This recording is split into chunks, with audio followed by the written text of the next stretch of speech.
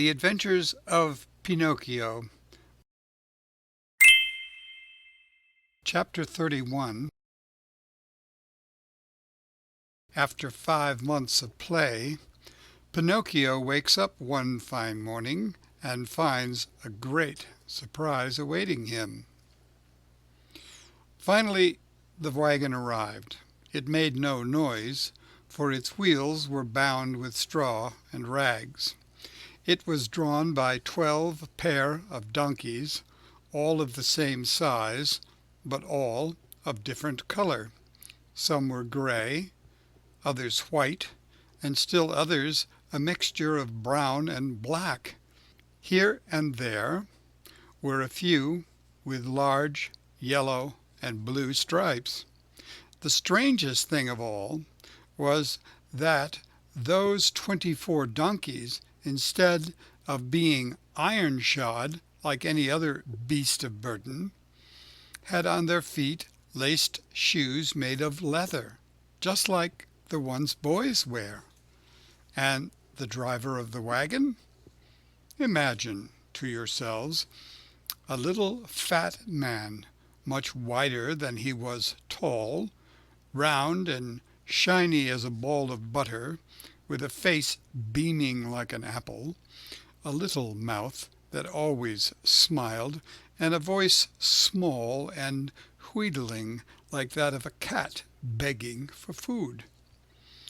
No sooner did a boy see him than that boy fell in love with him, and nothing satisfied this boy but to be allowed to ride in the man's wagon to that lovely place called the Land of Toys.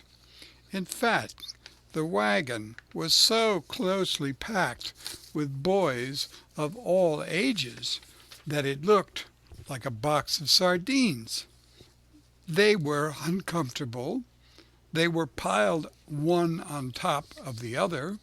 They could hardly breathe, yet not one word of complaint was heard. The thought that in a few hours they would reach a country where there were no schools, no books, no teachers, made these boys so happy that they felt neither hunger, nor thirst, nor sleep, nor discomfort. No sooner had the wagon stopped than the little fat man turned to Lampwick. With bows and smiles, he asked in a wheedling tone, "Tell me, my fine boy, do you also want to come to my wonderful country?" "Well, indeed I do." "But I warn you, my little dear, there's no more room in the wagon. It's full." "Never mind," answered Lampwick. "If there's no room inside, I can sit on top of the coach." And with one leap he perched himself there. "What about you, my love?" asked the little man, turning politely to Pinocchio. "What are you going to do? Will you come with us, or will you stay here?" "Oh, I stay here," answered Pinocchio. "I want to return home, but I prefer to study and to succeed in life." "May that bring you luck." "Pinocchio," Lampwick called out, "listen to me. Come with us, and we'll always be happy." "Oh, no, no, no. Come with us, and we'll always be happy," cried 4 other voices from the wagon. "Come with us, and we'll always be happy," shouted the 100 and more boys in the wagon all together.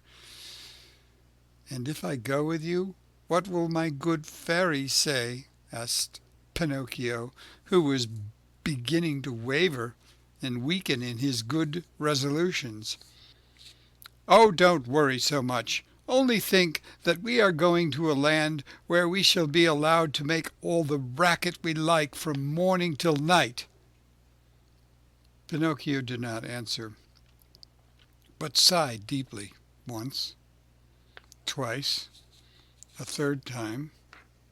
Finally he said, Make room for me. I want to go too." "The seats are all filled," answered the little man. "But to show you how much I think of you, take my place as coachman." "Well, and you?" "I'll walk." "Well, no, indeed, I could not permit such a thing. I much prefer riding one of these donkeys," cried Pinocchio. And no sooner said than done. He approached the first donkey and tried to mount it. But the little animal turned suddenly and gave him such a terrible kick in the stomach that Pinocchio was thrown to the ground and fell with his legs in the air. At this unlooked-for entertainment, the whole company of runaways laughed uproariously. The little fat man did not laugh.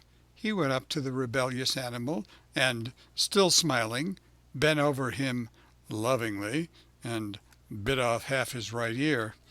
In the meantime, Pinocchio lifted himself up from the ground and with one leap landed on the donkey's back. The leap was so well taken that all the boys shouted, "Hurrah for Pinocchio!" and clapped their hands in hearty applause. Suddenly the little donkey gave a kick with his two hind feet, and at this unexpected move Pinocchio found himself once again sprawling right in the middle of the road. Again the boys shouted with laughter, but the little man, instead of laughing, became so loving toward the little animal that, with another kiss, he bit off half his left ear. "You can mount now, my boy," he then said to Pinocchio. "Have no fear. That donkey was worried about something, but I have spoken to him, and now he seems quiet and reasonable." Pinocchio mounted, and the wagon started on its way. While the donkeys galloped along the stony road, Pinocchio fancied he heard a very quiet voice whispering to him. "Poor silly, you have done as you wished, but you are going to be a sorry boy before long." Pinocchio, greatly frightened, looked about him to see whence the words had come, but he saw no one. The donkeys galloped, the wagon rolled along smoothly, the boys slept, Lampwick snored like a dormouse, and the little fat man sang sleepily between his teeth.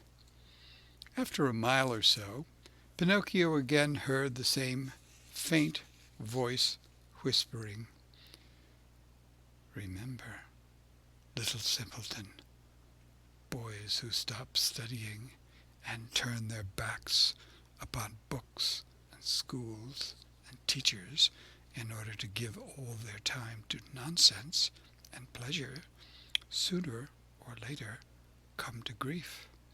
Oh, how well I know this, how well I can prove it to you.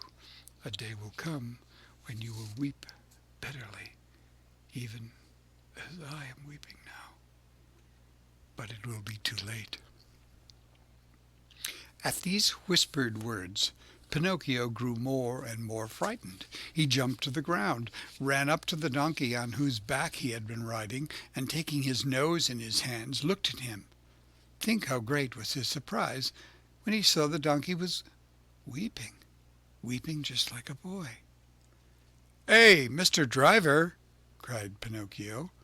"Do you know what strange thing is happening here? This donkey weeps." "Let him weep. When he gets married, he will have time to laugh." "Have you perhaps taught him to speak?" "No.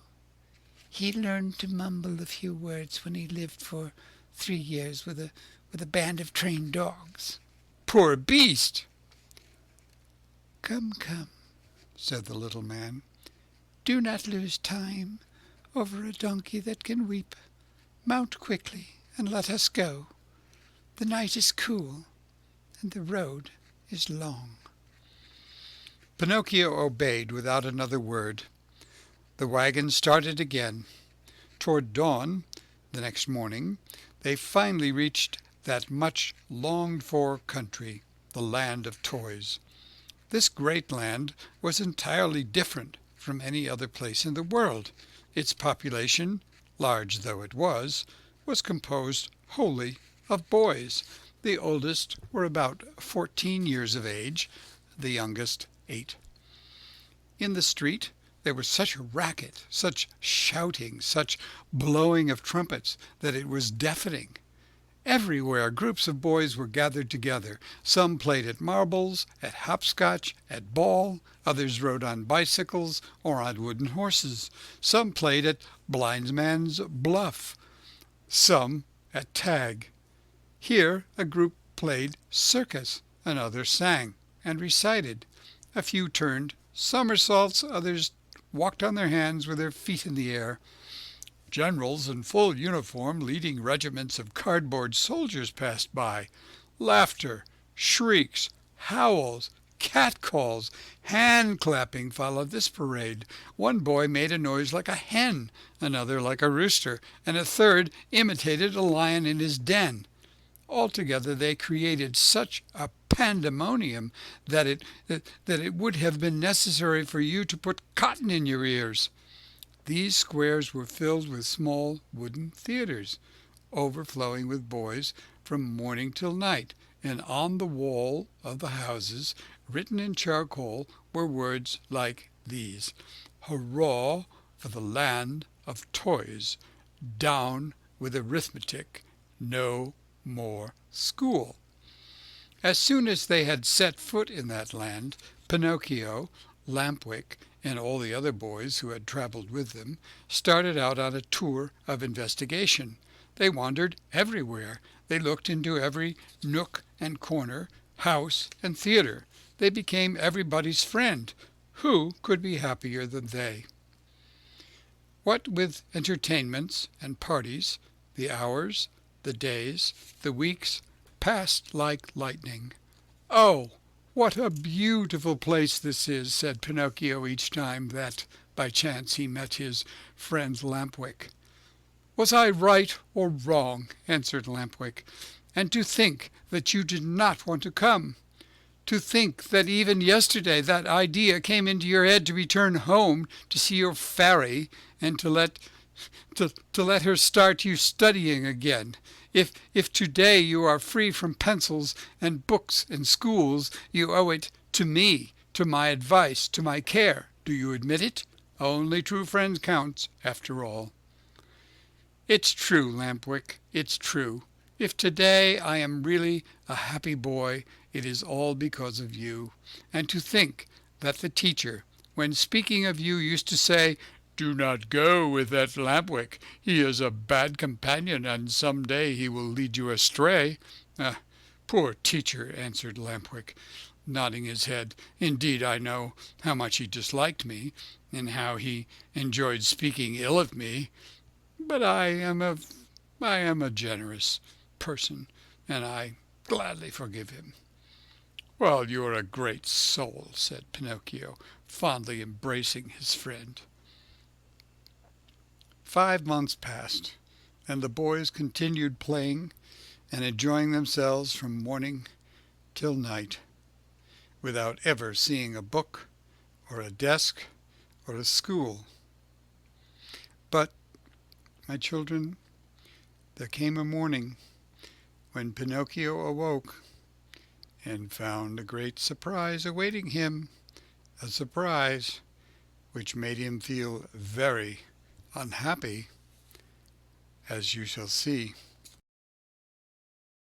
End of chapter 31.